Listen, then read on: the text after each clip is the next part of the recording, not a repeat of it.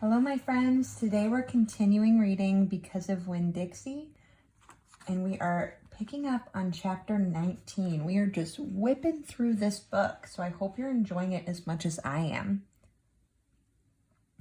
In the morning, me and Winn-Dixie went down to sweep the pet store, and I took a litmus lozenge for Otis.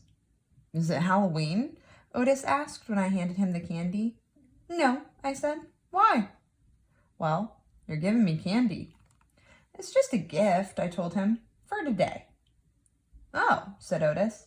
He unwrapped the litmus lozenge and put it in his mouth. And after a minute, tears started rolling down his face. "Thank you," he said. "Do you like it?" I asked him. He nodded his head. "It tastes so good, but it also tastes a little bit like being in jail." Gertrude squawked. She picked up the litmus lozenge wrapper in her beak and then dropped it and looked around. "Gertrude!" she screamed again. "You can't have any," I told her. "It's not for birds." Then, real quick before I lost my nerve, I said, "Otis, what were you in jail for? Are you a murderer?" "No, ma'am," he said. "Are you a burglar?" "No, ma'am," Otis said again. He sucked on his candy and stared down at his pointy-toed boots. "You don't have to tell me," I said. "I was just wondering." "I ain't a dangerous man," Otis said. "If that's what you're thinking. I'm lonely, but I ain't dangerous." "Okay," I said, and I went to the back room to get my broom. When I came back out, Otis was standing where I left him, still staring down at his feet. "It was on account of the music," he said. "What was?" I asked. "Why I went to jail. It was on account of the music." "What happened?" "I wouldn't stop playing my guitar. It used to be I played it on the street and sometimes people would give me money. I didn't do it for the money. I did it because the music is better if someone is listening to it. Anyway, the police came and they told me to stop it. They said how I was breaking the law and how the whole time they were talking to me, I went right on playing my music. And that made them mad." "They tried to put handcuffs on me," he sighed. "I didn't like that. I wouldn't have been able to play my guitar with them things on." "And then what happened?" I asked him. "I hit them," he whispered. "You hit the police?" "Uh-huh, one of them. I knocked him out. Then I went to jail, and they locked me up and wouldn't let me have my guitar. And when they finally let me out, they made me promise I wouldn't never play my guitar on the street again." He looked at me real quick and then back down at his boots. "And I don't. I only play it in here for the animals. Gertrude, the human Gertrude, she owns this shop. And she gave me the job when she read about me in the paper, and she said it's all right for me to play music for the animals." "You play your music for me and Winn-Dixie and Sweetie Pie," I said. "Yeah," he agreed. "But you ain't on the street." "Thank you for telling me about it, Otis," I said. "It's all right," he said. "I don't mind."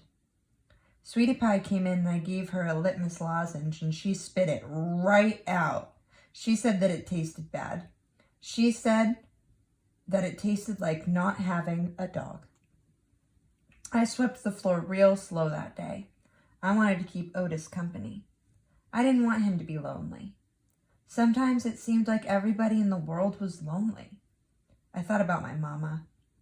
Thinking about her was the same as the hole you keep on feeling with your tongue after you lose a tooth.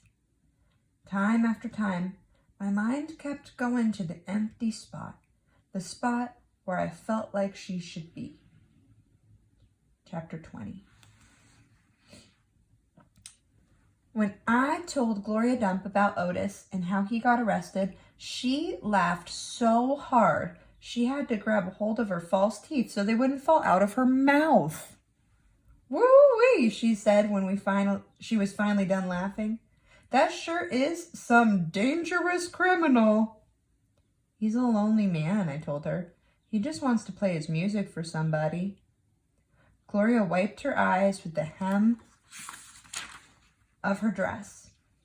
I know it, sugar, she said, but sometimes things are so sad, they get to be funny. You know what else? I said, still thinking about sad things. That girl I told you about, the pinch-faced one, Amanda, well, her brother drowned last year. He was only 5 years old, the same age as Sweetie Pie Thomas. Gloria stopped smiling. She nodded her head. I remember hearing about that, she said. I remember hearing about a little drowned boy. That's why Amanda is so pinch-faced, I said. She misses her brother. Most likely, Gloria agreed. Do you think everybody misses somebody? Like I miss my mama? Mm-hmm, said Gloria. She closed her eyes.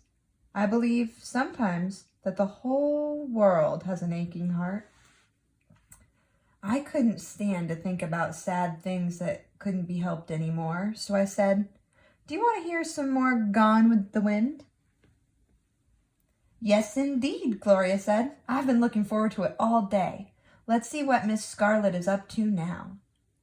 I opened up Gone with the Wind and started to read, but the whole time I was thinking about Otis, worrying about him not being allowed to play his guitar for people. In the book, Scarlet was looking forward to going to a big barbecue where there was going to be music and food. That's how I got the idea. That's what we need to do, I said. I slammed the book shut. Winn-Dixie's head shot up from underneath Gloria's chair. He looked around all nervous-like. Huh? Said Gloria Dump. Have a party, I told her. We need to have a party and invite Miss Franny Block and the preacher and Otis can play his guitar for everybody. Sweetie Pie can come too. She listens to his music good. We who? Gloria asked. We, me, and you. We can make some food and have the party right here in your yard. Said Gloria Dump. We can make peanut butter sandwiches and cut them up into triangles and make them look fancy. Lord, said Gloria Dump, I don't know if the whole world likes peanut butter as much as you, me, and this dog. Okay then, I said, we could make egg salad sandwiches. Adults like those. You know how to make egg salad? No, ma'am, I said. I don't have a mama around to teach me things like that, but I bet you know. I bet you could teach me, please. Maybe, said Gloria Dump. She put her hand on Winn-Dixie's head. She smiled at me. I knew she was telling me yes. Thank you, I said. I went over and hugged her. I squeezed her hard. Winn-Dixie wagged his tail and tried to get in between the two of us. He couldn't stand being left out of anything. It's going to be the best party ever, I told Gloria. You got to make me one promise, though, Gloria said. All right, I told her. You got to invite them Dewberry boys. Dunlap and Stevie? Ain't gonna be no party unless you invite them. I have to? Yes, said Gloria Dump. You promise me. I promise, I said. I didn't like the idea, but I promised. I started inviting people right away. I asked the preacher first. Daddy, I said. Opal, the preacher said back. Daddy, me and Winn-Dixie and Gloria Dump are having a party. Well, said the preacher, that's nice. You have a good time. Daddy, I said, I'm telling you because you're invited. Oh, said the preacher. He rubbed his nose. I see. Can you come? I asked him. He sighed. I don't see why not, he said. Miss Franny Block took to the idea right away. A party, she said, and clapped her hands together. Yes, ma'am, I told her.